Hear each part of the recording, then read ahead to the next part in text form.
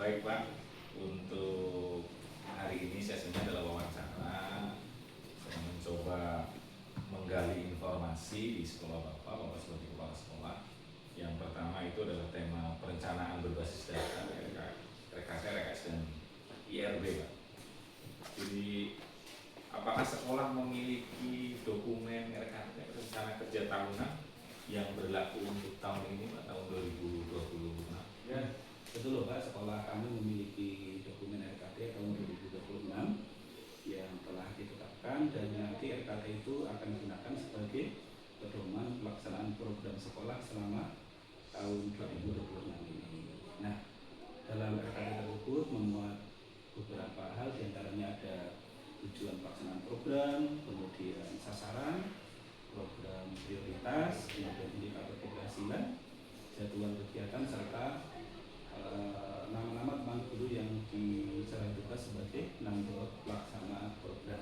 Nah, RKT ini nanti akan menjadi acuan Bapak dalam melaksanakan seluruh kegiatan sekolah, sehingga setiap program yang dilaksanakan memiliki arah dan tujuan yang jelas serta dapat nanti dipantau ketercapaiannya. Begitu Bapak. RKT itu untuk acuan program yang akan diadakan di sekolah. Apa sih yang menjadi dasar di sekolah Bapak dalam penyusunan RKT Pak? Dalam penyusunan RKT kami melakukan berdasarkan hasil analisis rapor pendidikan Bapak sebagai sumber data utama, dan kemudian selain rapor pendidikan kami juga menggunakan data pendukung lain seperti hasil ANPK, kemudian evaluasi program tahun sebelumnya, kemudian hasil supervisi akademik yang kami laksanakan, kemudian capaian pembelajaran peserta didik, kemudian hasil refleksi guru, serta kondisi sarana dan prasarana sekolah Bapak. Nah, melalui berbagai sumber data tersebut, sekolah dapat menentukan prioritas program yang nanti akan dilaksanakan, dan harapannya benar-benar sesuai dengan kebutuhan sekolah. Begitu Bapak. Terkait dengan rapor pendidikan sebagai sumber data penyusunan RKT di sekolah Bapak, bagaimana sih penerapan IRB Pak? Yang familiar, identifikasi, refleksi, benahi, implementasinya dalam proses penyusunan program di sekolah penulisan 01 ini. Terima kasih Bapak. Dalam menerapkan tahap IRB Bapak, identifikasi, refleksi, dan benahi. Benahi di sini ada benahi perencanaan dan benahi implementasi. Kami yang pertama mengunduh data laporan pendidikan Bapak.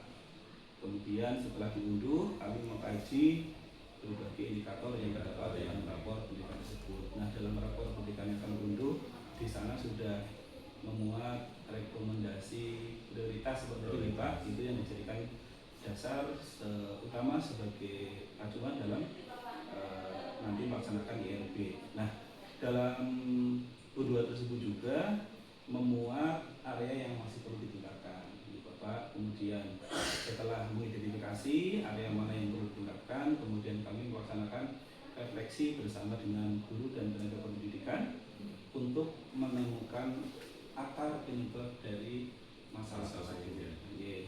Nah, berdasarkan hasil refleksi, kemudian sekolah menyusun berbagai program perbaikan dalam tahap benahi perencanaan, dan setelah tersusun benahi perencanaan, sekolah menyiapkan strategi pelaksanaan, kemudian pemantauan, serta tindak lanjut agar program yang telah direncanakan dapat berjalan dengan baik. Begitu Bapak. Setelah melaksanakan penyusunan program yang akan nanti dilaksanakan, siapa saja sih yang terlibat dalam penyusunan program Pak Wari? Dalam menyusun program kami melibatkan berbagai pihak Bapak, mulai dari internal sekolah sampai dengan pihak eksternal. Mulai dari internal sekolah kami melibatkan guru, kemudian tenaga pendidikan, kemudian tim pengembangan sekolah, komite sekolah, dan dari pihak eksternal kami meminta masukan pengawas sekolah sebagai narasumber.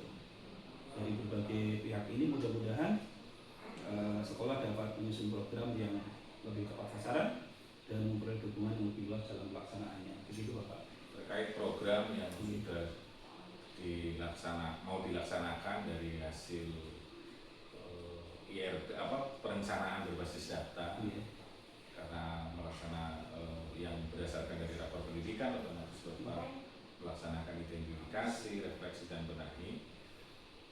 Apa sih keterhubungan atau keterkaitan antara kurikulum dengan perencanaan program sekolah yang akan dilaksanakan di tahun ini?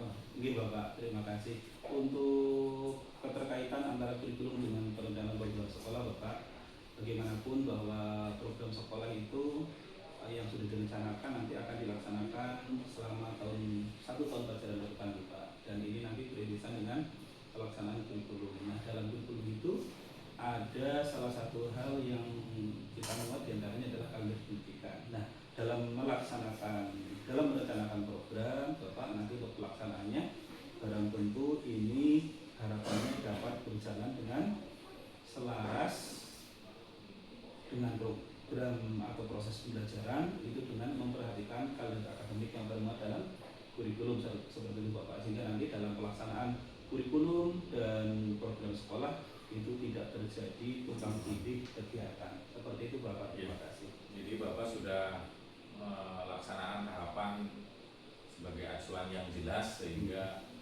tidak tertumpuk-tumpuk pada satu program atau kegiatan.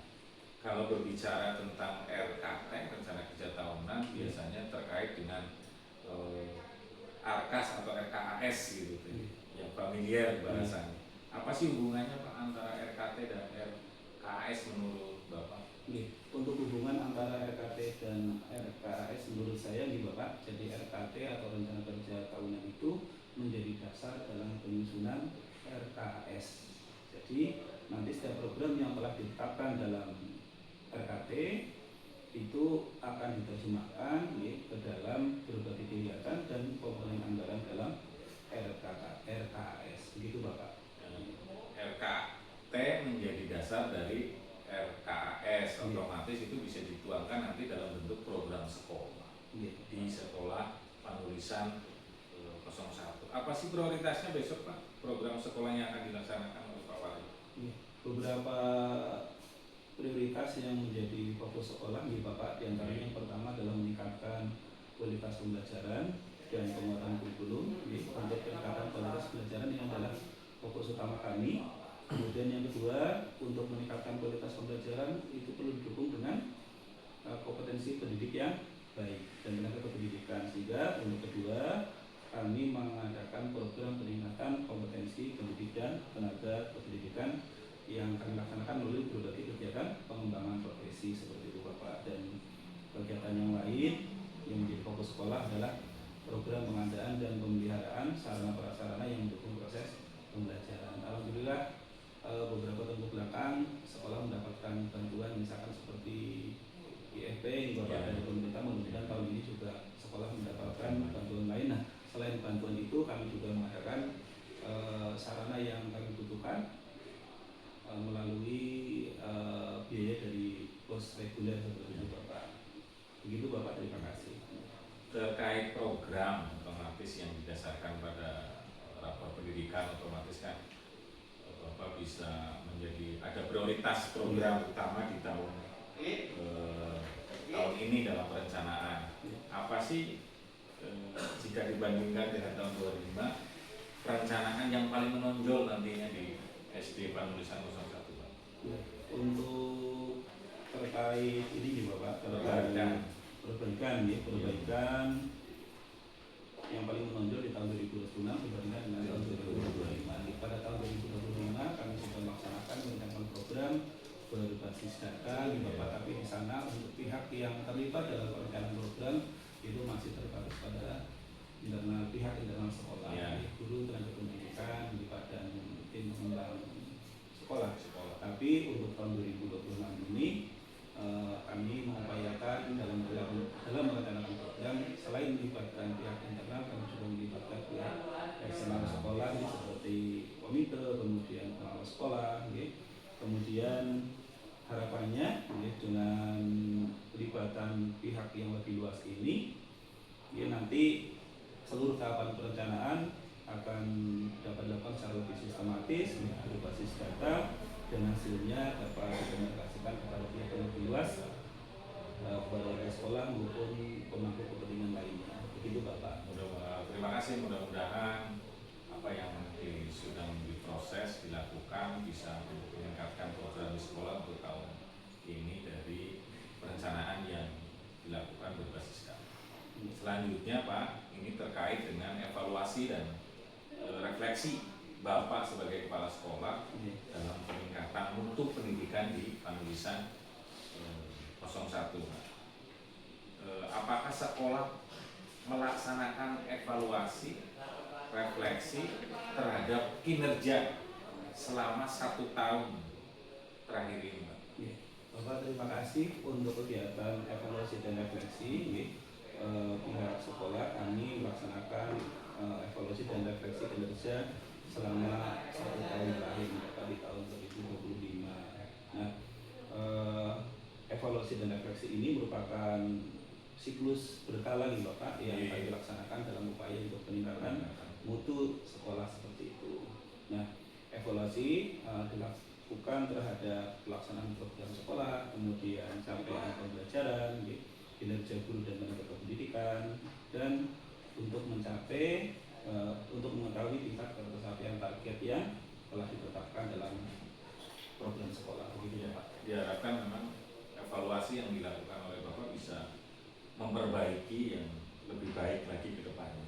Terus dalam melakukan evaluasi Pak, siapa saja yang Bapak libatkan dalam melaksanakan evaluasi? Oke Bapak, terima kasih. Dalam melaksanakan kegiatan evaluasi, pihak-pihak yang kami libatkan diantaranya ada guru, kemudian tenaga pendidikan, kemudian tim pengembang sekolah maupun tim lain yang kami anggap relevan sesuai dengan kebutuhan Bapak. Nah, nanti dalam kegiatan evaluasi tersebut setiap pihak akan diberikan kesempatan untuk menyampaikan laporan pelaksanaan program yang telah dilaksanakannya, kemudian capaian programnya, kemudian kalau misalnya ada hambatan-hambatan yang dihadapi selama pelaksanaan program juga dapat dilaksanakan, serta kami juga meminta rekomendasi perbaikan yang diperlukan dari berbagai pihak seperti itu Bapak.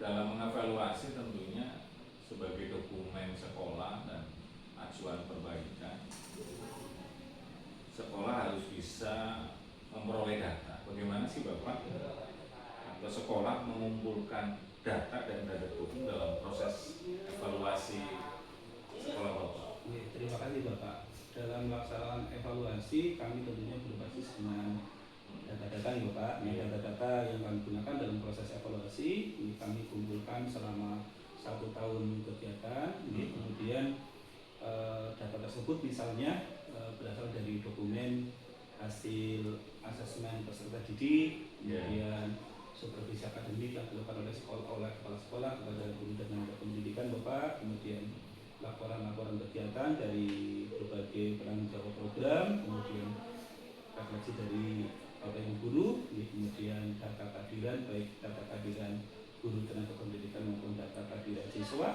serta laporan kinerja dari masing-masing program seperti itu Bapak. Nah, kemudian data tersebut dianalisis dan digunakan sebagai bahan evaluasi bersama. Dalam pelaksanaan evaluasi tentunya sangat puas untuk pengumpulan datanya. Biasanya ada sumber data internal dan eksternal. Kalau menurut Bapak sumber data internal yang digunakan di sekolah apa saja Pak? Untuk data internal yang digunakan sekolah ini Bapak dalam proses evaluasi itu, misalnya yang pertama adalah hasil asesmen kelas yang dilaksanakan oleh guru terhadap murid-muridnya, kemudian juga hasil refleksi kegiatan pembelajaran yang dilaksanakan oleh guru, kemudian hasil supervisi Bapak, kemudian laporan kegiatan program sekolah, serta berbagai dokumen pelaksanaan program yang dimiliki oleh sekolah seperti itu, termasuk tadi misalkan data kehadiran siswa maupun guru dan tenaga pendidik itu juga merupakan data internal yang bisa digunakan untuk evaluasi Bapak. Kalau eksternalnya Pak? Nah, untuk data eksternal yang kami miliki dananya yang pertama adalah rapor pendidikan. Seperti yang Bapak ketahui bahwa setiap tahun sekolah melaksanakan kegiatan ANBK nih Bapak, dan salah satu output yang diperoleh dari kegiatan tersebut adalah rapor pendidikan.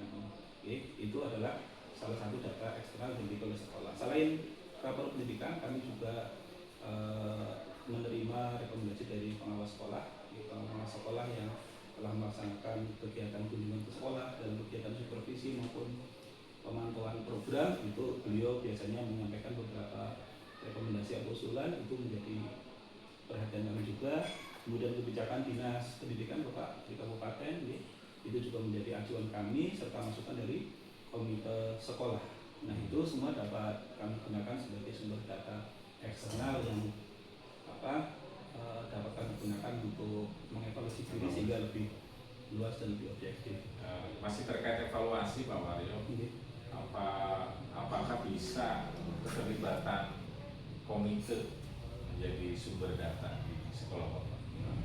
Bisa Bapak, bisa untuk pelibatan komite Bapak. Komite sebagai perwakilan dari wali murid, kadang dia juga menerima aspirasi dari wali murid terkait dengan pelaksanaan program di sekolah, baik itu berupa masukan yang positif maupun masukan berupa masukan perbaikan juga Pak. Itu sangat kami harapkan untuk kegiatan evaluasi kami di sekolah, sehingga ke depan harapannya dapat melaksanakan program dengan lebih baik lagi, seperti itu Bapak. Terkait pelaksanaan evaluasi dan refleksi, tentunya Pak Kepala Sekolah punya keinginan bahwa ini bisa menjadi manfaat. Apakah ini manfaatnya bisa terhadap pengelolaan kinerja guru dan tenaga pendidikan yang ada di sekolah Bapak? Iya Bapak, terima kasih. Menurut kami Bapak, untuk hasil evaluasi dan hasil refleksi ini dijadikan sebagai salah satu dasar dalam penyusunan tindak lanjut kinerja, Bapak, ini pengembangan kompetensi serta pengelolaan kinerja guru dan tenaga pendidikan. Nah, dalam penyusunan tindak lanjut di Bapak ini tentunya juga hasil evaluasi dan refleksi ini sangat penting di Bapak, karena nanti kami menemukan kekuatan maupun kelemahan yang harus kami perbaiki, sehingga mudah-mudahan nanti ke depan kami dapat menyusun perbaikan tindak lanjut yang lebih baik lagi. Dan dengan demikian hasil evaluasi tidak berhenti pada semacam laporan semata Bapak, tapi benar-benar digunakan untuk meningkatkan kualitas kinerja warga sekolah kami. Amin. Begitu Bapak. Terima kasih, mudah-mudahan ini bisa menjadi program unggulan perbaikan ke depan di tahun 2026, sehingga di SD Negeri Bangun 101 menjadi mutunya lebih ditingkatkan. Terima kasih. Terima kasih Bapak. Terima kasih atas kunjungannya Mas.